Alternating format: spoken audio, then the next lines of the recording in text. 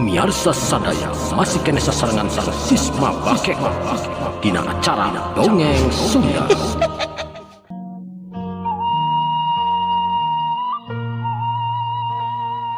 Bismillahirrahmanirrahim. Assalamualaikum warahmatullahi wabarakatuh. Alhamdulillah wa syukurillah mitra-mitra kaum dangu sadayana orang masih kena tiasa patapang dangu deui. Tiasa sasarangan deui sok sanes mung dicomantarang langkungan channel Sisma Bakekok. Alhamdulillah dina dinten ayeuna urang neraskeun di hanca dongeng anu katunda dina dinten kamari jejerna Si Peloy karya Carsun Bakekok dina dinten ayeuna teh bagian anu ka-131. Mudah-mudahan koyana ieu acara dongeng teh singa jantenkeun panglipur kalbu panggeberahmana hiburan kanggo mitra-mitra sadayana di mana wae ayana disuklakna disiklukna nu sami-sami mika cinta tur mika resep kana seni budaya Sunda etang-etang mulai seni urang seni tradisional Sunda. Mitra-mitra kumaha dararamang dina dinten ayeuna nuhun pisan atuh pamidamang mah eta pisan anu diharapkeun siang sinareng wengina.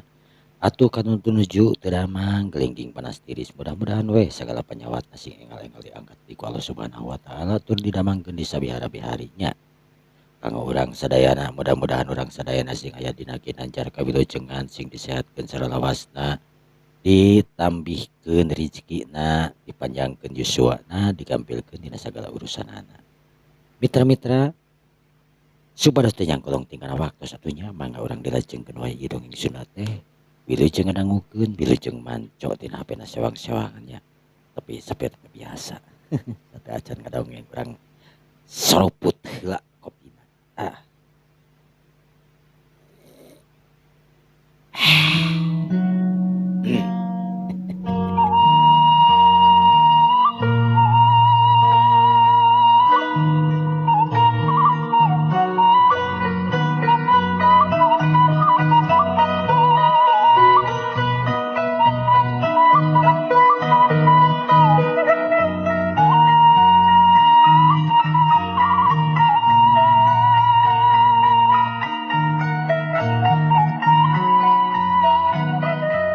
Para mitra kaum dangu sadayana dina dinten kamari teh nalika Si Peloy Dewi Anggrum Katut Antini anu dikepung ku para karaman atanapi golongan jalma-jalma anu make baju sing sarua hideung.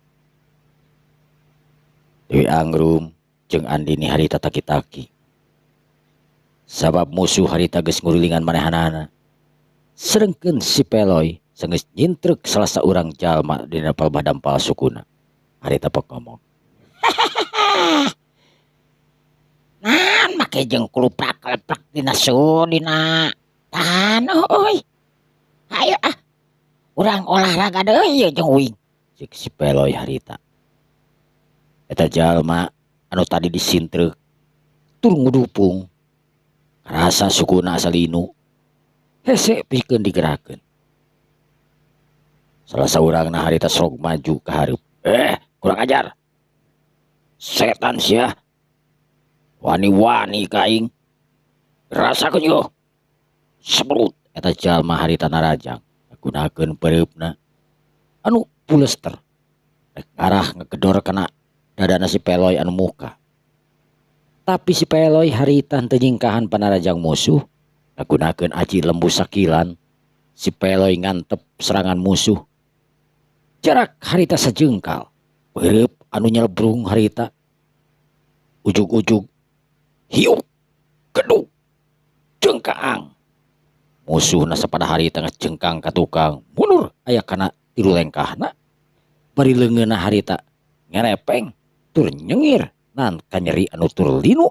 Awak Si Peloy dir ibarat dihalangan ku benteng anu kacida kuatna. Si Peloy nyengir. Kunaon euy? Naon da leungeun uing mah teh aya aman. Make jeung kulupang kerepeng. Ceuk Si Peloy harita bari ngeprukan bajuna. Bari neuteup ka jalma anu mundur tilu lengkah teh. Dina hate eta jalma pok ngomong. Urang ajar. Teteh lah ieu manusia teh lain jalma sambarangan ieu. Sa anu sabenerna ieu manusia. Jalma anu tadi mundur Srog ti maju ke hareup. Bari langsung nanya ka si Peloy. Saha nu sebenarnya ilaing, ha?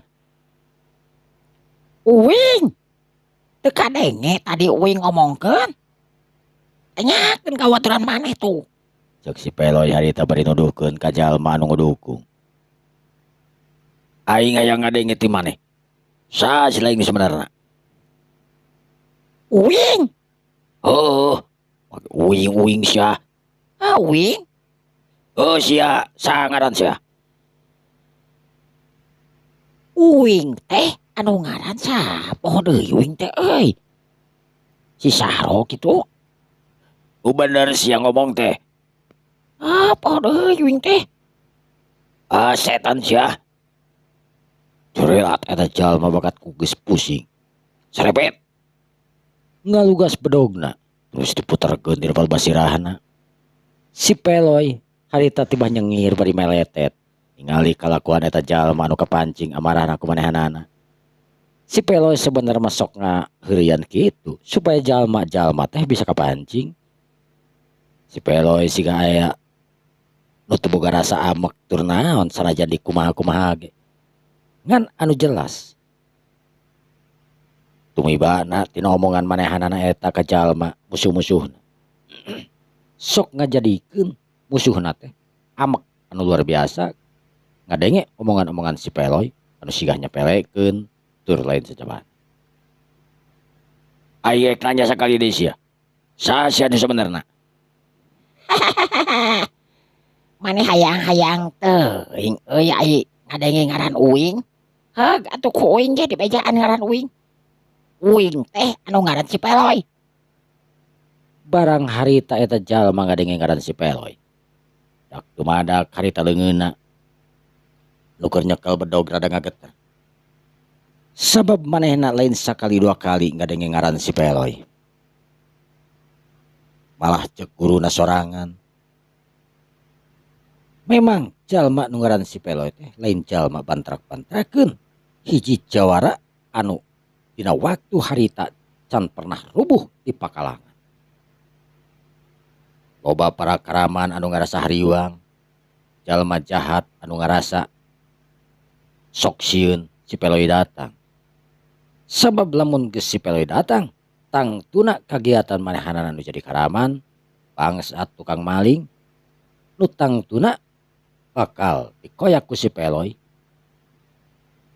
Tur bakal dieureunkeun kagiatanana ku jalma nu ngaran si Peloy. Kunaon ngadon eureun kitu euy. Sok atuh ah. Aing ge meni asa teu bujur ya. Cek si Peloy harita bari nyengekeun boolna harita. Jalma anu tadi nangtung dina hatena ngomong. Si Peloy. Yakin gitu ieu teh si Peloy. Tapi lamun aing ningali gerakan jeung kekuatan tadi. Geus bener yakin aing si Peloy. Tapi eta jalma lantaran geus kadorong ku amarah si Peloy anu keur nyengekeun bool. Harita manehna teu anta parah. Ngaheumatkeun pakarangna nu maksudna rek nyabet kana awak si Peloy. Kurang ajar sia Peloy.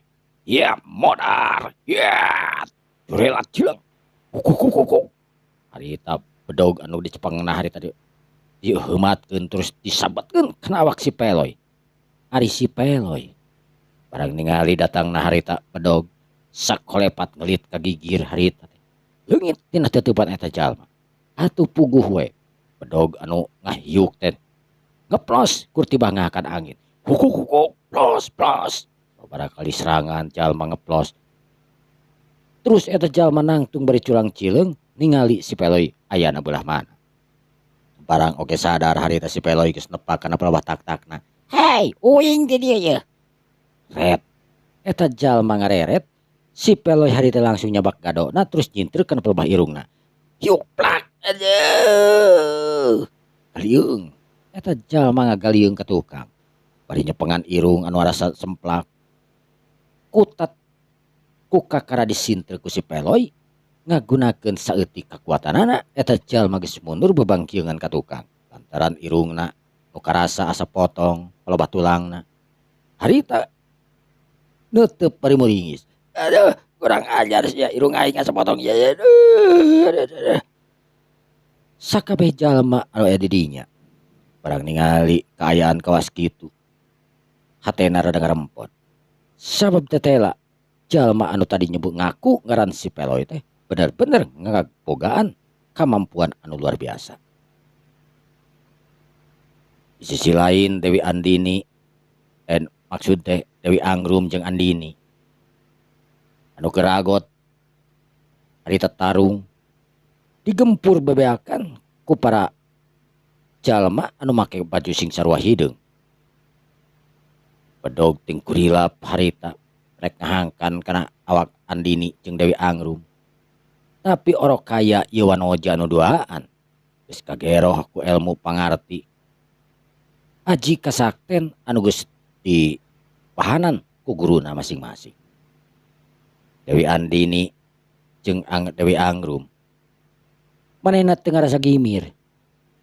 Alah sabalikna Dewi Angrum anu hasil asupkeun seranganana. Barang harita musuhna datang Rajang magunakeun bedogna nu maksudna rek ngahanca kana pelwah dada Andini.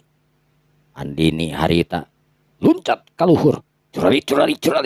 Sababaraha curalitan harita Andini luncat ningali musuh anu memang kosong pelebah tak-takna. Andini harita netekeun sukuna kana pelebah tak-takna beri saeutik pelebah keuningna gedor kana pelebah tongong eta musuh. Hiu gedug das. Aduh. Jolong-jolong eta musuhna harita datang. Nusa urangna di belah hareup. Andini nyampakeun ku dampal suhuna harita. Hiu gedug das. Dada musuh harita langsung kahanca. Waduh. Jolong-jolong. Musuh na harita ngacolong-colong nusa urang ngapangkieun kagigir. Dua musuh sapada harita amruk. Sedengkeun Dewi Angrum anu dirempug ku tiluan harita teu dibere kesempatan pikeun ngasupkeun serangan. Sabab musuh ti kenca jeung ti katuhu geus terus nyerang. Tapi Dewi Angrum kaasup lain wanoja sambarangan. Ngarasa manehna kudu ngayakeun perlawanan supaya tereh. Harita Dewi Angrum ngagunakeun aji kincir angina. Leungeunna diputerkeun. Bir ibarat kolecer awakna muter di saluhureun eta jalma. Atuh puguh jalma ngarasa kaget ku kalakuan Dewi Angrum anu ngagunakeun ajian anu kumanehna teu diapalkeun.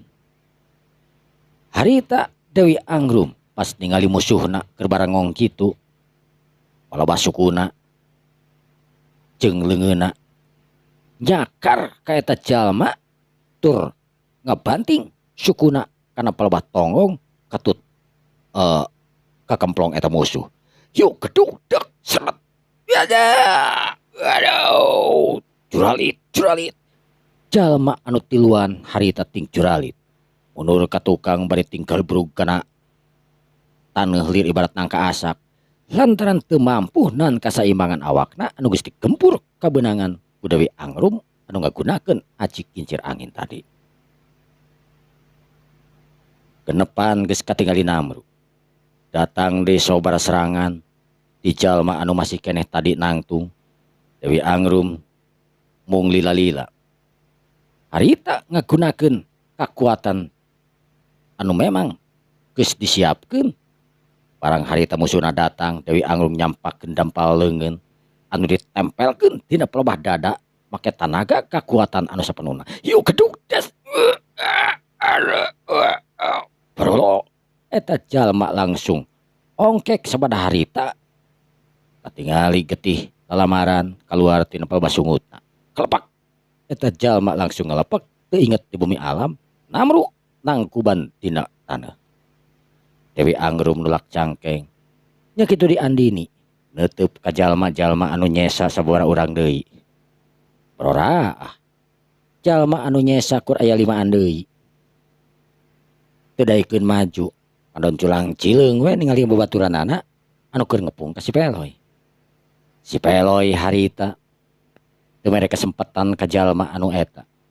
Sanajan si Peloy henteu ngagunakeun teungeulan. Tapi jelas ngalieurekeun ka jalma-jalma anu keur ngarampo anu keur ngaranyeuhna. Harita si Peloy Noel tur nyintrek kana palobat tak-tak nu tiluan. Plak. Si Peloy leungeunna gerakan anu kacida gancangna harita ngajadikeun eta jalma anu tiluan nararangtung. Teu bisa ngalieukeun, teu bisa ngusikeun awakna. Nangtung lir ibarat arca anu memang sok biasa dilakukeun ku si Peloy dina gerakan terakhirna. Peloy nangtung bari nulak cangkeng. Ayo, kirain rek naon aya? Hah? Maneh? Cek si Peloy bari nunjuk ka jalma nu limaan. Adung-adung unur-unuran ngajauhan di tempat eta. Montong lompat sia. Rek ka mana maneh? Cek si Peloy harita. Bari mentangkeun leungeunna. Da eta mah aneh atuh. Leungeun si Peloy anu dipentangkeun lir ibarat narik, lir ibarat magnet narik beusi. Jalma anu limaan harita katingali rek lumpat, tapi ngadon sukuna ose-osehan tur munur ka tukang lain lumpat ka hareup justru kalah ngadeuketan ka si Peloy. Saenggeus harita deukeut ka si Peloy bro. Jelema anu limaan harita nalalamru teu daksa teu upaya. Eta jalma anu katingalina laleuleus lir ibarat kapas anu kahujanan, nalalamru dina taneuh. Bari panonna hungkul ting burileng. Lantaran awakna karasa leuleus, hese rek ngagerakeun awakna. Leuleus we kumaha? Ayeuna uing rek nanya. Dengan lamun nu ngajawab kapaksa ku aing rek digantung hiji-hiji tuh di tangkal kai. Cek si Peloy harita bari nunjukeun kana tangkal kai. Jalma anu ningali kana tunjukan si Peloy harita muringgis. Lantaran ngarasa lamun manehna digantung, geus pasti bakal paeh gitu pikiran. Si Peloy harita nyampeurkeun ka jalma nu nararangtung tiluan. Maneh? Ari maneh beki urang kangkung teu? Cek si Peloy nanya harita rada ngaharewos ka jalma nu saurang. Burileng atuh harita jalma nu saurang ngaburileng. Sabab si Peloy nanya aneh. Terus maneh ya? Lamun iraing loba keneh ngadahar urang suung, tah kieu jadina teh. Si Peloy nyingkah deui terus nyampeurkeun deui ka nu saurang. Kira-kira lamun maneh dibere bekok colok ku aing kumaha euy? Eta jalma barang ngadenge bokok colok ngaburileng. Dina hatena mah teu hayang najis meureunnan kitu. Lantaran bokok colok teh.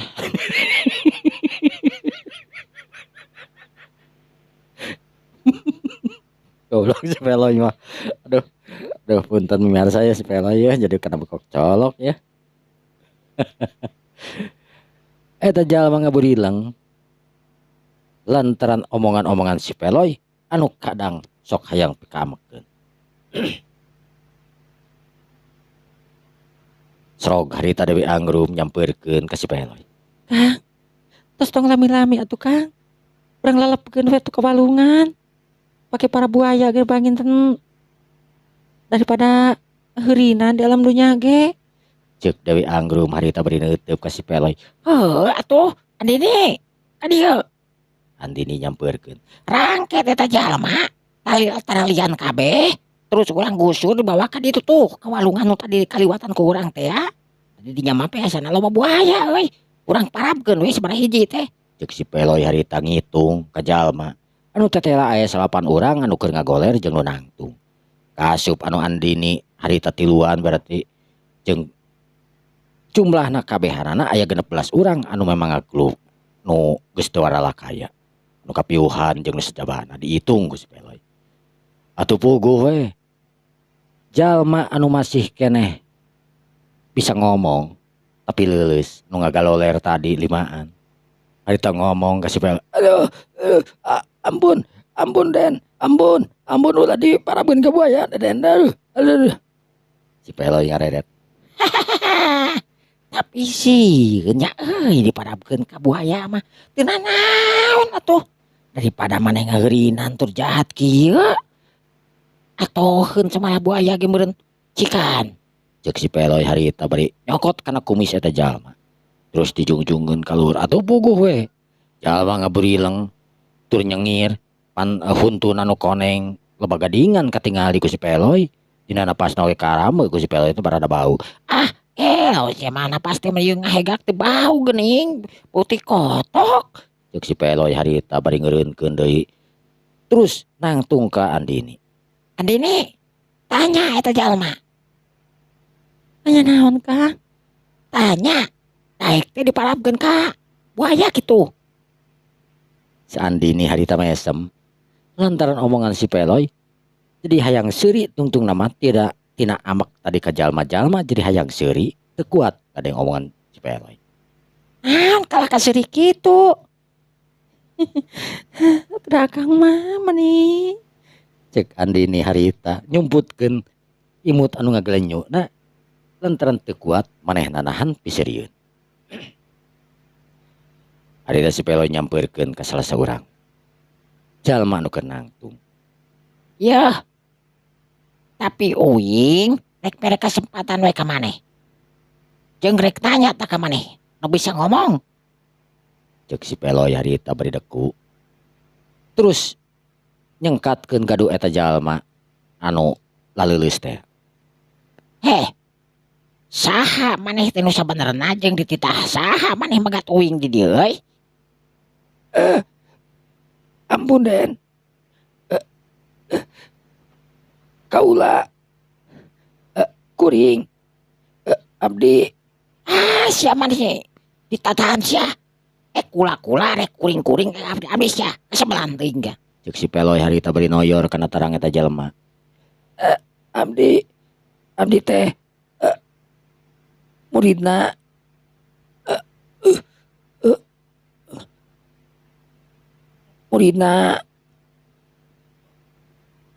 Murid saha sia?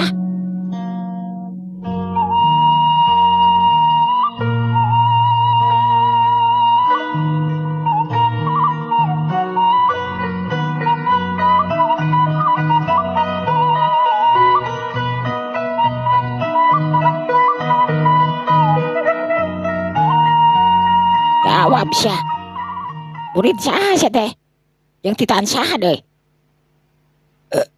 kuring teh murid Ki Guru Adiraksa. Adiraksa? Bener. Saha teh Adiraksa? Ewe kasangka apal euy. Ki Adiraksa teh mangrupakeun salah sahiji murid Ki Baratasena.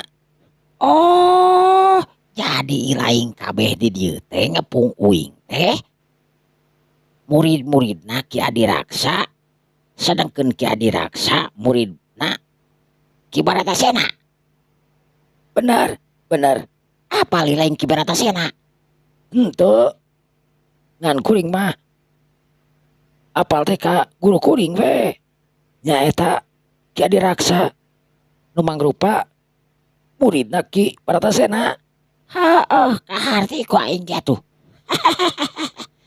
Angrum, ka dieu. Aya naon Kang? Ieu teh muridna kertas. Muridna kertas. Adiraksa. Oh, kertas. Piraku tuh Kang? Muridna Ki Adiraksa. Ki Adiraksa apa? Hampura uing poho euy. Suka cara muridna kertas. Adiraksa teh saha? Cek Dewi Angrum nanya. Ki Adiraksa teh muridna Ki Baratasena. Dewi Angrum ngaderet kasih Peloy. Jadi si anak buah nama memang tuawoheun ke Ki Baratasena. Dan maneh nama lain muridna Ki Baratasena, tapi muridna murid Ki Adiraksa. Ki Adiraksa sorangan murid kepercayaan anak Ki Baratasena gitu. Oh, gitu Kang. Nya gitu gelis. Alah teuing aing mah kalah beuki sono euy ka maneh teh. Cek si Peloy harita bari nyiwit karena pipi Dewi Angrum anu cuy. Barang ningali kalakuan si Angrum si Peloy kitu. Andini anu nangtung tukangeunana harita mariuskeun panona micen beungeutna kabelah kenca mau ningali kalakuan si Peloy ka Dewi Angrum kawas kitu. Akang teh sok cuat-cuit kieu isina tuh ih. Ceuk Dewi Angrum merita euceuy beungeutna. Sanajan dinteun toge manehna kahiji mah era teh lain ku anak buahna Ki Adi Raksa, tapi era teh ku Andini anu keur nangtung di tukangeunana. Dewi Angrum harita geuat rada ngajauhan ka si Peloy. Sok kitu tuh dah tuh ka akang teh duh teuing. Heh, maneh? Cek si Peloy harita beri neuteub deui ka muridna Ki Adi Raksa nu keur ngagaloler. Panon si Peloy harita dikurilingkeun ka sakabeh jalma nu keur ngagaloler. Laleuleus tur anu nangtung siga arca. Hayang salamet ilaing? Mung diparapkeun ka buaya. Aduh, oh atuh Den. Kuring hayang salamet ye, hayang balik deui we ka kampung. Heg. Tapi lain sanggup jeung syaratan teu. Sanggem Den. Naon make jeung nyebut sangem sia? Kumaha lamun ku aing tita ngadahar orai deuleu? Ata huluna. Aduh, ulah nu kitu atuh Den. Syaratna naon Den? Syaratna teh kahiji. Ilaing kudu lempang ti dieu di Taranjang. Aduh Den. Aduh, sudah. Si Peloy nyengir. Lain kitu sia. Ilaing ti mulai ayeuna lamun ku aing hayang disalametkeun, lamun ku aing hayang dicagerkeun, ulah nyieun kalakuan deui kajahatan deui. Eta nu kahiji. Sanggup kabeh. Sararea harita nyebut sanggup bari mangut. Kasup jalma anu keur nangtung jiga arca harita ngeureudeupeun panonna nandakeun sanggup. Kenapa minta si Peloy? Nu kaduana. Maneh kudu nunjukeun guru maneh di mana tempatna. Sanggup. Sanggem Den, sanggem pisan. Nu katiluna ilaing kudu balik ka lemurna masing-masing ulah nyieun kajahatan deui. Lamun ilaing disetaku satu kangen dewek nyieun kajahatan, sanajan dewek teu nyaho, sanajan dewek teu apa ku aing geus disupatas ya. Ilaing bakal lumpuh saumur hirupna. Tur maneh anu nangtung bakal jadi arca balik deui kawas kieu. Sanggup. Sanggup Den. Yakin? Yakin Den. Awas. Bisi ngarasa teu percaya bisa dicoba sakuin aing. Sok. Cek si Peloy harita. Bari nyokot geusik. Atanapi taneuh anu aya di dinya. Eta taneuh ku si Peloy harita diawurkeun ka sakabeh jalma anu keur ngagaloler katut ka jalma anu jadi arca. Dak dumadak atuh. Awak eta jalma ting gurubug ngadadak sehat jag-jag deui kaos biasa. Saeunggeus kitu kudupruk eta jalma ting kudupruk deui wae lantaran ayeuna mah kuduprukna teh bener-bener menta ampun ka si Peloy supaya manehna bisa dibebaskeun. Geus teu kudu kikituan kan anu jelas naon anu omongan uing tadi kudu diperhatikeun. Lamun ilaing masih kena teu bisa merhatikeun, nya tong nyalakeun dewek lamun ilaing lumpuh saumur-umur sia. Iya Den. Aduh. Teras ayeuna Den bade ka mana? Uing ayeuna rek nepungan ka Ki Adi Raksa. Sanggarana teh Adi Raksa daun lain. Adi Raksa Den. Oh nya kertas. Aduh, Adi Raksa. Jeung eta jalma jiga nu rada jengkel terus kagaro kana ceulina. Lantaran si Peloy ngomongna geus ka ditu ka dieu. Dewi Angrum anu ngadengekeun kur imut we. Nya kitu deui Andini. Geus tadi oge hayang seuri ngadengekeun omongan si Peloy. Kocapna sararea harita geus cager. Si Peloy harita diabring-abring ku eta jalma aya kana belasan urangna. Ngadatangan ka paguron anu memang jadi tempat manehanana. Kemana paguron eta? Paguron Ki Adi Raksa. Barang kadatangan si Peloy katingali di jero harita loba pisan anak buahna. Rong heap ningali si Peloy. Kabeh neuteub. Bari aya salah saurangna nu maju ka hareup. Kunaon ieu jalma dibawa ka dieu? Saha ieu teh? Jog eta jalma bari neuteub ka anak buahna. Anu